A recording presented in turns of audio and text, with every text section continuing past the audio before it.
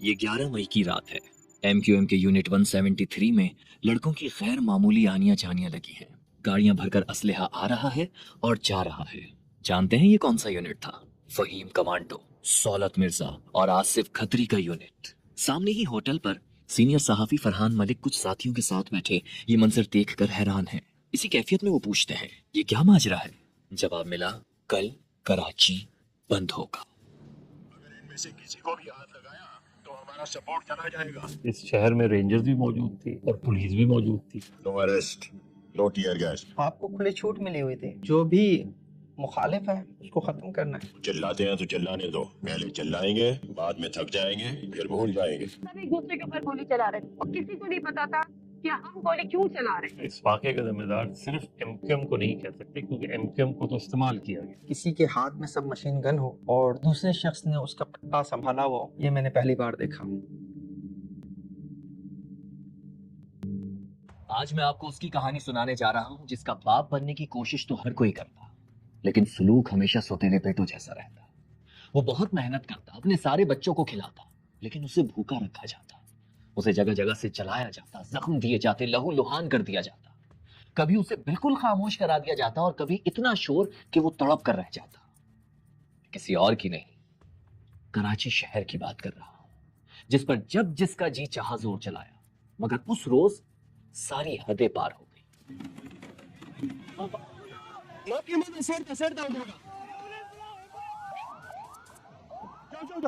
ये बाबा देख रहे हैं यार, हमारी खुद फटी भी है यार।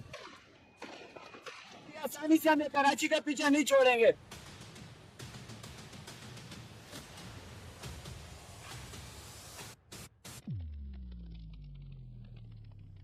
ये पाकिस्तान की तारीख का वो वाहिद दिन था जब सब उलट हो रहा था।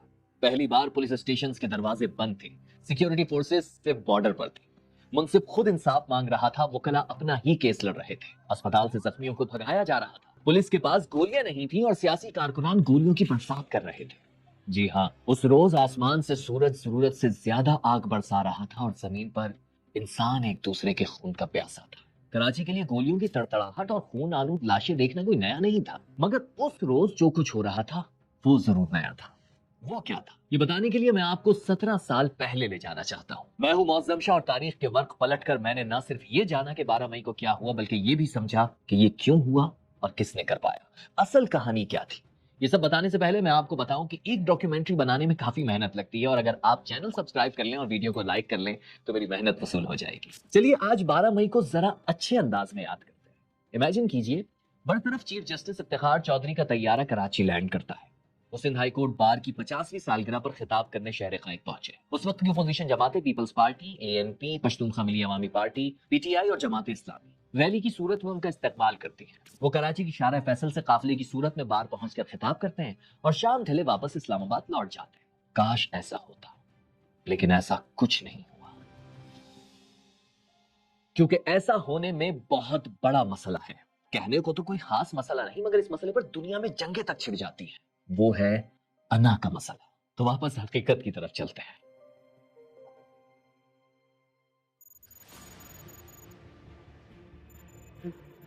दिन के 12 बज रहे हैं। इफ्तिखार चौधरी का तैयारा कराची की फजाओं को चीरता हुआ रनवे पर लैंड कर चुका है, मगर बरतरफ चीफ जस्टिस को एयरपोर्ट से बाहर कदम रखने की इजाजत नहीं, क्योंकि एयरपोर्ट से कुछ ही दूर शारा फैसल पर फायरिंग की आवाजें आ रही हैं। अगर वो बाहर निकले तो उनकी जान जा सकती है, क्योंकि कुछ देर पहले जब उनका तैयारा आसमान पर था तो जमीन पर एक वाकया रूनुमा हुआ। मैं डिग रोड पे अपनी पोजीशन बता रहा हूँ आपको। मैं डिग रोड पे हूँ, जो शारा फैसल थाना है उसके सामने। पाकिस्तान पीपल्स पार्टी की दो रैलियाँ, एक रैली जो है वो शारा फैसल से आई और ये जो जाने वाला रास्ता है उसके ऊपर, और सेम टाइम जो है एक रैली डालमिया की तरफ से आई और ये भी जो है वो आने वाले रोड के ऊपर थी, और वो ब्रिज जो उतरता है राशिद मिनहास की तरफ, ये उसके ऊपर से आ रहे। एक जो शारा फैसल से आ रही थी उसकी क़यादत जो है वो निसार खोड़ो कर रहे थे, इधर से जो रैली आ रही थी उसकी क़यादत जो है वो शैला रज़ा कर रही थी। तो ये वो पहला मुकाम है जहाँ से मैं समझता हूँ कि 12 मई का आगाज़ हुआ। वो लोग जो उस तरफ से आए शारा फैसल की तरफ से, उन्होंने जो उनके रास्ते में रुकावटें थी उन्होंने उन्हें हटाने की कोशिश की और फिर उन्हें आग लगा दी। इस तरफ जितनी भी ये साइड थी जिसका मैं पहले बता रहा था आपको, जहाँ मैं खड़ा हूँ, इस साइड जो है वो दर्जनों और लोग मौजूद थे और मुसल्लह हालत में मौजूद थे। और थोड़ी ही देर में वहाँ शदीद फायरिंग जो है वो शुरू हो गई। पहला फायर होने तक वहाँ कुछ पुलिस वाले भी खड़े हुए थे जो जिनके हाथों में असला नहीं था बल्कि स्टिक्स थी खाली। और पहला फायर होते ही ये तमाम लोग जो हैं शाहर फैसल थाने के अंदर चले गए और जो उसके साथ जो एसएसपी ऑफिस है वहाँ चले गए। मैं उस वक्त वहाँ खड़ा हुआ हमाद सिद्दीकी से बातें कर रहा था। हमाद सिद्दीकी खुद उस मुकाम के ऊपर मौजूद थे जब फायरिंग शुरू हुई और ये दो तरफा फायरिंग थी। उस वक्त नहीं पता चल रहा था कि गोली कहाँ से आ रही है और कौन चला रहा है। तो मैंने एक पिलर के पीछे जो है वो छुपने की कोशिश की। मैंने देखा हमाद सिद्दीकी वहीं खड़ा है, उसे इशारे से कहा, मैंने कहा तुम भी साइड में आ जाओ। हाँ मैं तो उसका स्टाइल था जो मुझे आज तक याद रह गया है। ये समझना कि जनाब वो लोग जो आए थे वो मुसल्ला नहीं होंगे, ये भी जो है मैं समझता हूँ कि हिमाकत होगी। और एमकेएम तो मेरा ख्याल है उस दिन पूरी तरह से तैयारी थी, लेकिन जो इत्मीनान हमाद सिद्दीकी के चेहरे पे था वो मुझे आज भी याद है कि जब मैंने उसे कहा कि पिलर के पीछे आ जाओ, जो ब्रिज ऊपर से गुजर रहा है उसके, okay okay. Hammad Siddiqui MQM की कराची तंजीमी कमेटी का इंचार्ज था। यूं समझ लें कि उसके साथी एक इशारे पर जान देने और लेने को तैयार थे। मगर पीपल्स पार्टी की रैली पर फायरिंग होती देखकर भी ये इतने रिलैक्स क्यों थे? ये अपना जत्था लिए यहाँ क्यों खड़े थे? ये समझने के लिए हमें थोड़ा पीछे चलना होगा।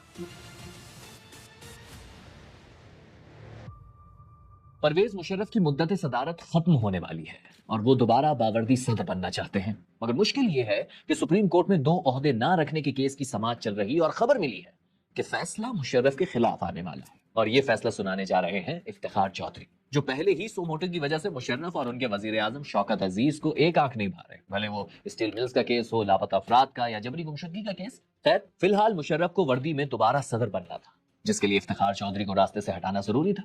इसलिए परवेज मुशर्रफ इफ्तिखार चौधरी को आर्मी हाउस बुलाते हैं और 3 लोगों के दरमियान तवील मुलाकात शुरू हो जाती है। यहाँ आपको बता दूं, तीसरा शख्स कोई और नहीं, जनरल अशफाक परवेज कियानी है। ये मुलाकात 4 से 5 घंटे तक चलती है, जिसमें इफ्तिखार चौधरी से इस्तीफा मांगा जाता है। शुरू हुआ था पाकिस्तान स्टील की प्राइवेटाइजेशन से, और जो वजीर आजम शौकत अजीज थे वो सुप्रीम कोर्ट की और इफ्तिखार चौधरी साहब के खास तौर पे इस मामले से वो खुश नहीं थे और उनके नज़दीक ये था कि प्राइवेटाइजेशन को नुकसान पहुंचा रहे हैं इफ्तिखार चौधरी वगैरह। ये इसमें मुशर्रफ साहब उनको तब्दील करना चाहते थे, इफ्तिखार चौधरी साहब से इस्तीफा, क्योंकि सच जो है उस तरह आप निकाल नहीं सकते थे चीफ जस्टिस को। बहुत से सुप्रीम कोर्ट के सिटिंग जजेस भी जो थे वो भी इस तर्ज अमल के जो है उसको कदर की निगाह से नहीं देख रहे थे कि परवेज मुशर्रफ साहब किस तरह चीफ जस्टिस ऑफ पाकिस्तान को बुला के उनसे इस्तीफा मांग सकते हैं या थ्रू जनरल कियानी जो कुछ भी था। इफ्तिखार चौधरी साहब ने जुम्मे का दिन था, इन्होंने खुद परवेज मुशर्रफ से अपॉइंटमेंट मांगा और परवेज मुशर्रफ रावलपिंडी में जो मिलिट्री का जो होता है चीफ ऑफ आर्मी स्टाफ का house, he was not in president house, उसमें थे। तो इनको वहां अपॉइंटमेंट दिया, ये वहां गए। इन्होंने शिकायत दी कि जी वो जो चीफ जस्टिस पेशावर का है उसके अपने रिश्तेदारों को बहुत तंग कर रहा है, उनकी ज़मीनों पे कब्जे कर रहा है। तो उन्होंने कहा कि जज साहब आपके लिए भी शिकायत आई हुई है, और उसमें मैं वकील का नाम नहीं लेता, उसको कहा गया कि भाई इनके खिलाफ रेफरेंस तैयार करें। तो बैठे बैठे वो रेफरेंस तैयार होना शुरू हुआ और इतने में परवेज मुशर्रफ साहब का टाइम हो गया। वो एक तो जुम्मे की नमाज थी, शायद नमाज पे गए और वहाँ पे इनका कराची आने का टाइम हो गया।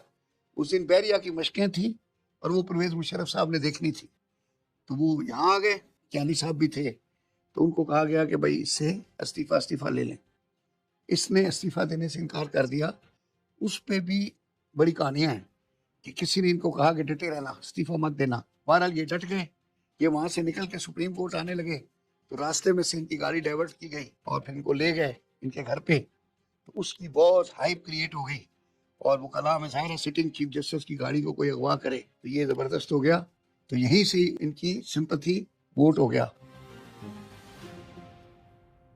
दूसरी तरफ खुद परवेज मुशर्रफ कहा करते थे कि मुलाकात में इफ्तिखार चौधरी के इस्तीफे पर नहीं बल्कि बाप बेटे के खिलाफ करप्शन रेफरेंस पर बात हुई थी। असल में तो वो आए थे वहाँ, पेशावर हाई कोर्ट के जज थे जिन्होंने उनको लेटर लिखा था, उसके बारे में कंप्लेन करने आए थे, उनके खिलाफ इनवाइट करने आए थे फॉर लंच और डिनर और समथिंग। लेकिन एट द सेम टाइम वो रेफरेंस भी आया हुआ था मेरे पास। जब वो आए तो मैंने सोचा रेफरेंस उनका के सामने किया जाए। मेरे उनके साथ ताल्लुकात बिल्कुल ठीक थे। बदउनवानी के इल्ज़ाम थे तो आप सुप्रीम जुडिशल काउंसिल में भेज देते चीफ जस्टिस का केस, क्योंकि जज को तो सुप्रीम जुडिशल काउंसिल कर सकती है ना। तो ये सिर्फ इल्ज़ाम की हद तक कोई ठोस चीज़ सामने नहीं थी, वरना तो बहुत आराम था इफ्तिखार चौधरी को हटाना मुश्किल थोड़ी था। इल्ज़ामात ज़रूर रहे इफ्तिखार, खासतौर पे उनके साहिबजादे के हवाले से चीज़ें सामने आई थी इस तरह की, उन्हें ये जो इनकार का फैसला किया, इसको ज़ाहिर है जनरली पॉलिटिकल सर्कल्स ने भी बड़ा सराहा, जर्नलिस्टिक सर्कल में भी बड़ा सराहा गया इस चीज़ को, क्योंकि उसमें जो सबसे अहम नुक्ता था वो यही था कि एक सदर ने,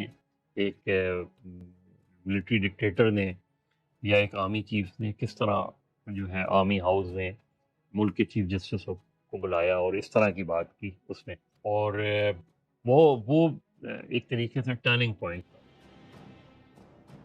अब इफ्तिखार चौधरी मुलाकात के बाद आर्मी हाउस से बाहर आए तो उनका वजन और भी बढ़ चुका था। मुशर्रफ मुखालिफ मीडिया इफ्तिखार चौधरी की हिमायत कर रहा था, हर तरफ वाहवाही थी कि अदालत का चीफ फौज के चीफ के सामने डट गया। दूसरी तरफ सहाफी शाहजार जिलानी लिखते हैं कि इफ्तिखार चौधरी खुद से नहीं डटे बल्कि उनके पीछे भी वर्दी थी। जिस साथी ने परवेज मुशर्रफ को इफ्तिखार चौधरी से इस्तीफा लेने का मशवरा दिया, उसी ने चीफ जस्टिस को पहले ही पैगाम दे दिया कि डटे रहना, इस्तीफा मत देना, हम आपके साथ हैं। अब आर्मी के सुपर चीफ के सामने सुप्रीम कोर्ट के चीफ का डट जाना क्या वैल्यू रखता। परवेज मुशर्रफ ने 9 मार्च 2007 को अपनी सुपर पावर्स का इस्तेमाल किया और इफ्तिखार चौधरी को जबरी तौर पर मुअत्तल कर दिया। मगर याद है ना, किसी ने कहा था हम आपके साथ हैं। ना नजर आने वाली इस कुव्वत का साथ लिए इफ्तिखार चौधरी तहरीक शुरू कर देते, वो कला सड़कों पर आ जाते। अब अदलिया खुद अदल मांग रही थी।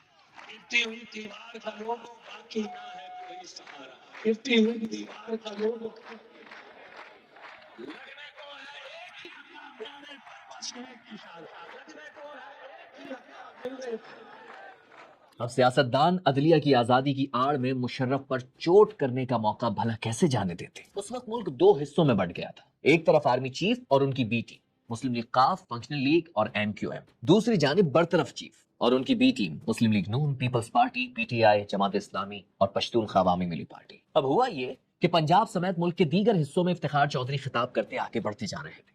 पंजाब में इफ्तिखार चौधरी की बी टीम लोगों को सड़क पर लाने में कामयाब हो गई थी। उन्हें कराची आकर सिंध हाई कोर्ट बार की 50वीं सालगिरह से खिताब करना था। बस फिर क्या, इफ्तिखार चौधरी की बी टीम ने पूरा जोर लगाने की तैयारी पकड़ ली, यानी पीपल्स पार्टी, ANP और पश्तूनख्वा अवामी मिली पार्टी एक्टिव हो गई और ऐलान किया कि इफ्तिखार चौधरी का भरपूर इस्तकबाल हम करेंगे। तो उधर उन्हें रोकने के लिए परवेज मुशर्रफ ने अपनी बी टीम यानी MQM को एक्टिव कर दिया। MQM ने एन उसी रोज यानी 12 मई को तिब्बत सेंटर पर बड़े जलसे का ऐलान कर दिया। वैसे देखा जाए तो एयरपोर्ट से सिंध हाई कोर्ट तक के रास्ते में तिब्बत सेंटर पर जलसा रुकावट नहीं बनता। फिर मसला क्या था? असल मसला था अना का। किसी भी तरह इफ्तिखार चौधरी और उनकी बी टीम को कराची में पावर शो से रोकना था और ये अना एक तरफा नहीं थी। दूसरी तरफ भी फैसला हो गया कि किसी भी तरह इफ्तिखार चौधरी को सिंध हाई कोर्ट लाकर ही दम लेंगे। मगर कैसे? ताकत और इख्तिदार तो परवेज मुशर्रफ के पास थी। 11 मई की रात ही तैयारियां शुरू हो गई। पोर्ट से कंटेनर शाहरा फैसल पर शिफ्ट कर दिए गए, पूरी शाहरा ब्लॉक कर दी गई, पुलिस को बंदूकों के लिए गोलियां फराहम नहीं की गई, थानों से बाहर ना निकलने के ऑर्डर जारी किए गए। इस लड़ाई में बी टीम्स ने अपनी भरपूर तैयारियां कर रखी थी। दोनों जानिब मैगजीन लोडेड थे। यूं समझ लीजिए लाइसेंस टू किल जारी हो चुका था।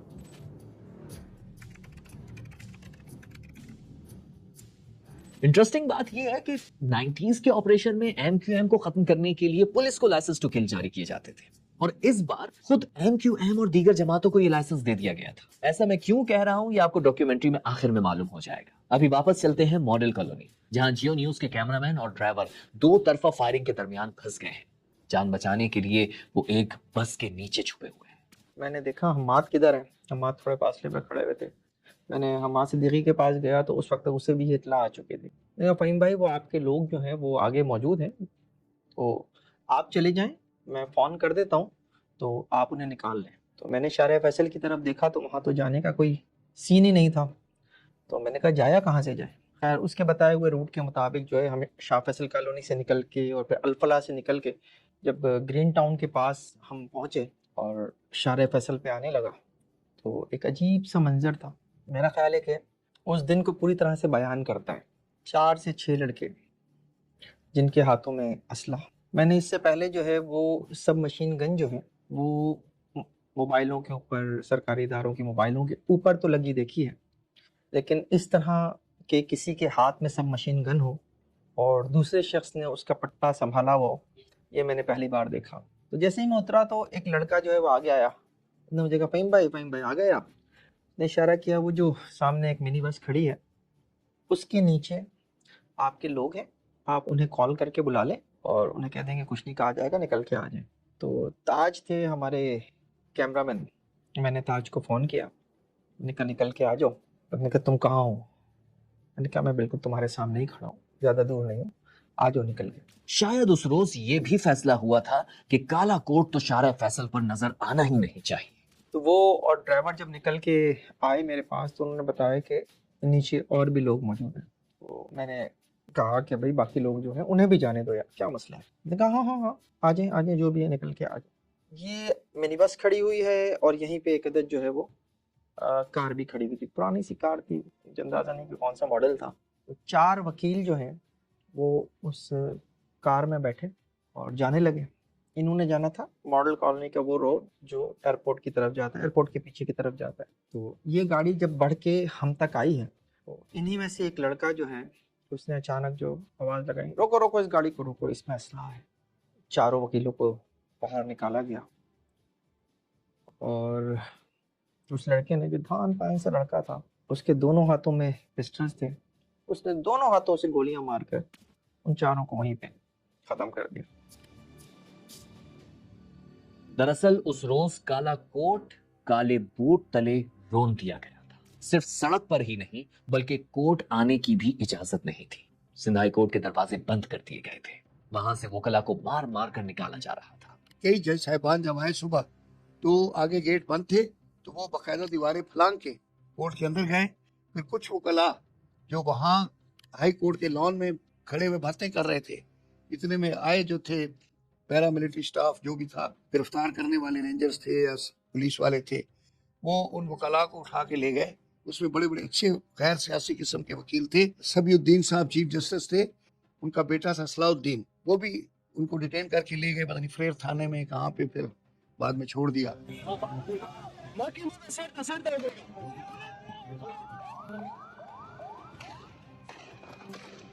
जिस तरह नाथा खान पर पीपल्स पार्टी की रैली निशाना बनी, उधर गुरु मंदिर से तिब्बत सेंटर की तरफ जाती हुई एमक्यूएम की रैली पर फायरिंग।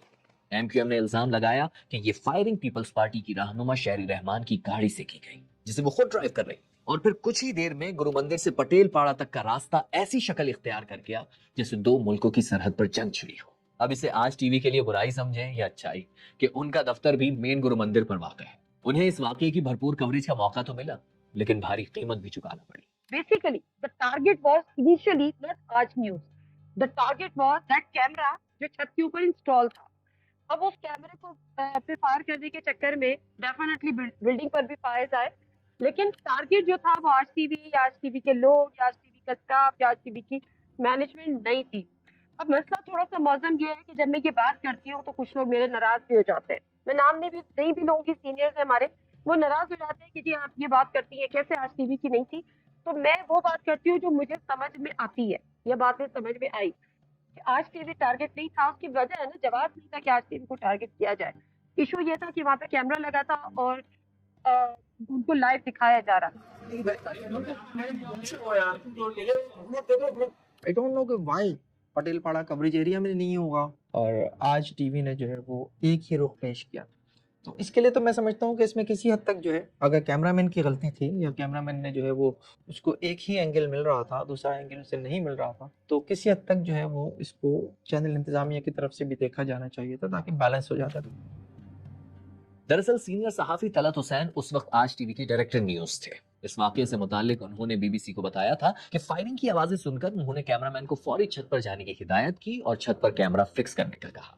अब ये मनाजिर आज टीवी की स्क्रीन पर लाइव नशर किए जा रहे थे। तलत हुसैन ने बताया कि एमक्यूएम की फायरिंग दिखाने पर मुशीर दाखिला वसीम अख्तर का चैनल मालिक वामिक जुबैरी को फोन आया कि लाइव कवरेज रोको, मगर चैनल मालिक ने जब यही हिदायत तलत हुसैन को दी तो उन्होंने इस पर अमल ना किया बल्कि कवरेज जारी रखी। आज टेलीविजन की बिल्डिंग पे बराह रास्त फायरिंग की गई है। हमारे कैमरामैन को भी विजुअल्स बनाने से मना किया गया है। गेट हमने पूरा बंद किया हुआ था और वो बहुत जोर से गेट को नॉक कर रहे थे, पीट रहे थे। आप कहें और वो they wanted to enter inside. एक स्टेज तो ऐसी भी आई कि आज न्यूज के जब बुलेट्स अंदर भी आई हैं, न्यूज रूम का जो स्टाफ था दे वर लाइव ऑन द फ्लोर, मतलब वो टेबल के नीचे हुए थे, जमीन पे लेटे हुए थे, झुके हुए थे। खैर सिर्फ गुरु मंदिर का ये चौक ही नहीं बल्कि पूरा ही शहर अब आगो खून की लपेट में था। बसें, गाड़ियां, बाइक्स एक एक करके सब जलाया जा रहा था। उस रोज मारने वालों को खुली छुट्टी थी जिसका आज तक कोई हिसाब नहीं लिया गया। ये समझ लीजिए कि एक दिन के लिए कराची को लॉ फ्री कर दिया गया था। बॉर्डर लाइंस बन गई थी एमक्यूएम के इलाकों से एएनपी और पीपल्स पार्टी, जबकि पीपल्स पार्टी और एएनपी के जेर तसल्लुत इलाकों से एमक्यूएम के कारकुनों पर जदीद असलहे से फायरिंग हो रही थी। तो हमारी गाड़ी जो है ना वो काफ़ी दूर खड़ी हुई थी उस दीवार के साथ। तो ड्राइवर ने मुझसे कहा कि हमारी गाड़ी वो है। मैंने कहा जाकर ले आओ। उसने कहा नहीं मैं तो नहीं जा रहा। मैंने कहा अच्छा मुझे चाबी दो, तुम लोग डबल कैबिन में जाओ, मैं ये गाड़ी लेकर आता हूँ। मैंने कहा मैं वो गाड़ी लेने जा रहा हूँ, वहाँ जो लड़के मौजूद थे उनसे। मैंने कहा हाँ हम उधर फ़ोन कर देते हैं दूसरी तरफ, आप चले जाएँ गाड़ी लेने। जब गाड़ी के पास पहुँचा और मैंने गाड़ी स्टार्ट की तो शो मेरी किस्मत के गाड़ी का साइलेंसर जो टूटा हुआ था, बट बट बट बट एक आवाज़ आई।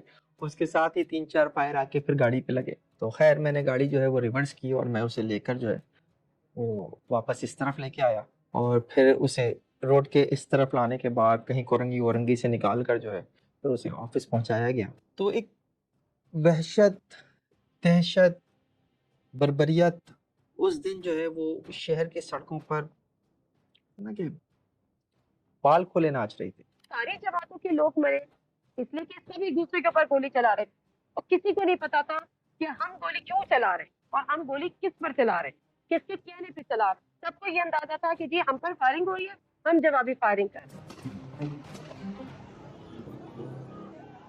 शहर जल रहा था, लोग मर रहे थे, दुनिया देख रही थी, मगर दोनों चीफ्स की अना के बुत टस से मस नहीं हो रहे थे। इफ्तिखार चौधरी की समातों में शायद उस रोज भी डटे रहने के अल्फाज की गूंज थी, तो उधर परवेज मुशर्रफ अपनी पावर दिखाने पर इस्लामाबाद में जश्न की तैयारियां कर रहे थे। यानी न चौधरी एयरपोर्ट से वापसी की राह ले रहे थे और न मुशर्रफ बदअमनी का स्विच ऑफ कर रहे थे।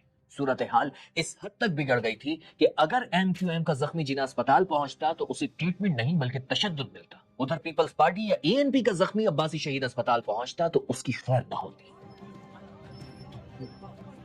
उस रोज वक्त जैसे थम सा गया था, मगर पावर शो की हवस और अना की जंग अभी जारी थी। 12 बजे से पिस्तौल के ट्रिगर पर रखी उंगलियां शाम 4 बजे तक चलती रही।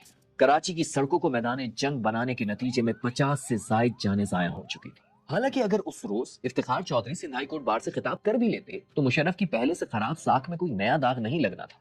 और अगर इफ्तिखार चौधरी खुद फसाद की सूरत हाल को भाप कर पहले ही दौरा कराची मुअत्तल कर देते तो उनकी बहाली तहरीक को ब्रेक नहीं लगना था। उस वाक़े ने एमक्यूएम को बहुत डैमेज किया, क्योंकि एमक्यूएम का एक अच्छा इमेज बनना शुरू हुआ था। कराची में डेवलपमेंट शुरू हुई थी, मुस्तफा कमाल साहब जब मेयर थे, एडमिनिस्ट्रेटर थे। एमक्यूएम के एक रहनुमा का जो कमेंट है ना वो मुझे कभी नहीं भूलता। उन्होंने कहा कि 12 मई ने एमक्यूएम को 1988 में पहुंचा दिया, जब एमक्यूएम जो है वो सिर्फ महाजिर सियासत किया करती थी। इफ्तिखार चौधरी ने तो पंजाब में भी रैलीज की, तो पंजाब में तो चौधरीज ने ऐसी कोई रुकावट नहीं खड़ी, तो यहाँ क्यों रुकावट खड़ी की गई, जबकि पंजाब का इन्फ्लुएंस तो ज्यादा था। ये सवाल अपनी जगह हमेशा रहेगा। ये वाकई एक बहुत बड़ा सवाल है, मगर कहानी में आगे और भी बड़े सवाल उठेंगे। अब होता यह है कि इफ्तिखार चौधरी बहरहाल अपने कदम पीछे हटाते हैं और एयरपोर्ट से बाहर निकले बगैर ही काले कोट वालों की झुरमट में वापस इस्लामाबाद की फ्लाइट पकड़ लेते हैं। वहां परवेज मुशर्रफ की कामयाबी पर जश्न की तैयारियां पहले ही जारी थी। सोचिए, एक तरफ कराची जल रहा था, लोग मर रहे थे, और दूसरी तरफ उसी रात परवेज मुशर्रफ जलसे के दौरान फजा में मुक्के लहरा कर लोगों से कहते हैं कि ये है अवामी ताकत, और एक अवामी ताकत कराची में लोगों ने दिखाई है। खुद को बचाने के लिए परवेज मुशर्रफ गलतियों पर गलतियां कर रहे थे, ऊपर से साथियों के गलत मशवरों ने उन्हें रॉन्ग ट्रैक पर डाल दिया था। मुझे लगता है कि मुशर्रफ साहब को एक तरीके से मिसगाइड करने में, सिचुएशन से, ग्राउंड की सिचुएशन से, उनके गालबन जो साथ थे जनरल नदीम एजाज, उनका खासा हाथ। बहुत से उनके कोलीग्स कहते हैं कि वो बहुत ज़्यादा इस मामले में सख्त थे कि नहीं हो जाएगा, डील हो जाएगा, कर लिया जाएगा। हालांकि बड़ा ऑप्शन था उस वक्त, और असल में मुशर्रफ ने एमक्यूएम को इस्तेमाल किया। चौधरीज को ही देख लें, सीनियर सहाफी मजहर अब्बास इंकशाफ करते हैं कि जब परवेज मुशर्रफ वर्दी उतारने का फैसला कर रहे थे तब चौधरीज आड़े आ गए। मुशर्रफ साहब का ख्याल था कि मुझे इस्तीफ़ा दे देना चाहिए या ये कि मुझे इलेक्शंस कॉल कर लेने चाहिए फौरी तौर पे। ये दो ऑप्शन उनके पास थे और इसमें बहुत से साथियों ने इससे एग्री भी किया, लेकिन बहुत से साथियों ने इससे डिसएग्री भी किया। डिसएग्री करने वालों में चौधरी परवेज इलाही वगैरह भी शामिल थे। अब 20 जुलाई 2007 को इफ्तिखार चौधरी अदालती हुक्म पर बहाल हो गए। हालात मामूल पर आने ही वाले थे, लेकिन फिर तो बकौल कोट अनकोट मुशाहिद हुसैन, उन्होंने मुशर्रफ साहब से कहा कि आप ये ग्रीन फोन रखा है, ये उठाएं और उनको इफ्तिखार चौधरी साहब को मुबारकबाद दें कि जी जो भी हमारी लड़ाई थी लेकिन आप वो लड़ाई जीत गए उसमें। तो अब हम एक जो है एक वर्किंग रिलेशनशिप, या जो आप अपना काम करें मैं अपना काम करूँ एक तरीके से, और ये कहें कि मैं और साहबा जो है वो रात को आ रहे हैं आपके पास, एक कर्टेसी कॉल, एक मुबारकबाद, उस तरह के बेसिक पर्पज़ ये कि टेंशन को कम करें, डिफ्यूज़ करें। उससे फ़ायदा ये होगा कि शायद इफ्तिखार चौधरी साहब का भी वो गुस्सा निकल जाएगा जो कुछ भी है। बकौल मुशाहिद चौधरीज़ ने इसकी मुखालफत की और मुखालफत उस पर की कि उन्होंने कहा कि जी क्या ज़रूरत है, ये ठीक है, इसको भी देख लेंगे, इस मसले को भी देख लेंगे, आप क्यों इतने, ठीक है कर दिया सुप्रीम कोर्ट ने रिस्टोर, हम और भी तरीके निकाल सकते हैं चीज़ें, इस तरह की गुफ्तगू। उस वक्त जो हुआ फिर कभी सुनाएंगे। अभी हम 12 मई पर ही फोकस करते हैं। 12 मई 2007 को जो कुछ हुआ उसे फारूक सत्तार ने अल्ताफ हुसैन और मुशर्रफ के दरमियान डील का नाम दिया। 12 मई अल्ताफ हुसैन और परवेज मुशर्रफ की किसी खुफिया कमिटमेंट का नतीजा। मुझे नहीं पता, लेकिन उनके कहा नहीं, मैं क्या कह रहा हूँ कि उनके दरमियान क्या बात हुई, आपको नहीं मालूम। उन्होंने उनको कमिट कर दिया होगा और करना पड़ा, उन्होंने उनको कमिट कर दिया होगा और करना पड़ा। जबकि पिछले दिनों खालिद मकबूल सिद्दीकी ने आवाम से मुआफी मांगी और एतराफ किया कि हमसे गलती हुई थी।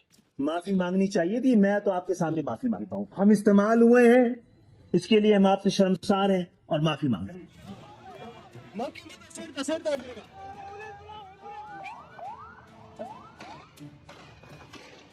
क्या MQM, पीपल्स पार्टी, ANP या मुशर्रफ समेत उस वक्त के तमाम हुक्मरान कठेरे में खड़े हुए, गलती की सजा मिली?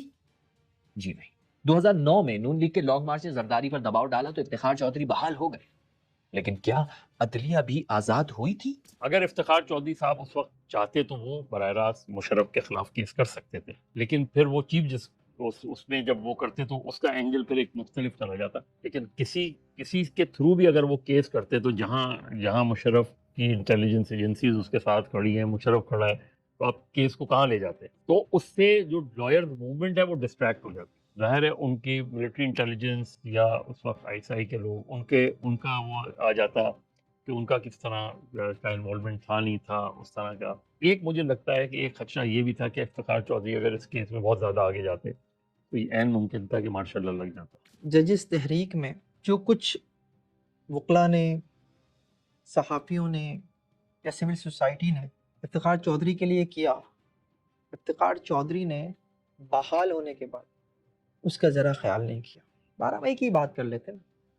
इफ्तिखार चौधरी उसके बाद एक तवील अरसे चीफ जस्टिस ऑफ पाकिस्तान रहे, कराची के विजिट्स भी किए, कराची में आकर कराची डिस्ट्रिक्ट में भी मुकदमात की समाअत की। क्या हुआ 12 मई का? कुछ नहीं कर सके। उस वक्त मुशीर दाखिला वसीम अख्तर गिरफ्तार हुए, जमानत पर लौट आए, पेशियां भी हुई, मगर फिर क्या हुआ? चीफ जस्टिस की कुर्सी पर बैठकर इफ्तिखार चौधरी 12 मई को क्यों भूल गए? सो मोटो क्यों न लिया? MQM, पीपल्स पार्टी, ANP के सरबराहान को क्यों ना बुलाया? बल्कि परवेज मुशर्रफ, वजीर आजम शौकत अजीज, वजीर दाखिला आफ्ताब शेरपाव, उस वक्त के करता धरता अफराद के खिलाफ 12 मई का केस क्यों ना चलाया? सवाल बहुत है, मगर शायद जवाब एक ही है। उस वक्त इफ्तिखार चौधरी बहाल हुए थे, मगर अदलिया बहाल ना हो सकी। पाकिस्तान की जुडिशरी दुनिया की जुडिशरी में 126 नंबर पे, ये 22 करोड़ आवाम का मुल्क है, 22 करोड़ आवाम का मुल्क है, और एक